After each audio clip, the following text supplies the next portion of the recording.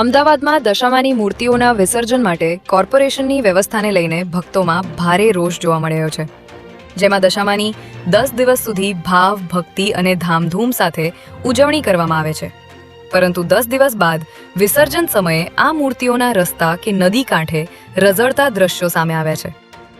શહેરના ડફનાળા પાસે વિસર્જન માટે યોગ્ય વ્યવસ્થા ન હોવાના કારણે ભક્તોએ જ્યાં જગ્યા મળી ત્યાં મૂર્તિઓ મૂકી દેવી પડી હતી. તંત્રના ધ્યાને સમગ્ર મામલો હોવા છતાં અહીં માત્ર 2 જ કુંડ બનાવવામાં આવ્યા હતા, જેના પરિણામે ડફનાળા પાસે 2500થી વધુ દશામાની મૂર્તિઓ મૂકી દેવામાં આવી હતી. અમદાવાદના સરખેજ ધોળકા રોડ પર નહેરના કિનારેથી પોલીસે ગેરકાયદે વેચાણ માટે સંગ્રહિત કરાયેલો 291 લીટર દેશી દારૂ જપ્ત કરીને એક યુવકની ધરપકડ કરી છે. સરખેજ પોલીસ સ્ટેશનની ટીમે સરખેજ ધોળકા રોડ પર નરીમાનપુરા નહેરથી આશરે 300 મીટર દૂર નહેરના કિનારે દેશી દારૂનો જથ્થો રાખવામાં આવ્યો હોવાની માહિતીના આધારે દરોડો પાડ્યો હતો. ત્યારે અહીંથી પોલીસે દારૂના જથ્થા સાથે અજય ચુનારા નામના યુવકની ધરપકડ કરી છે.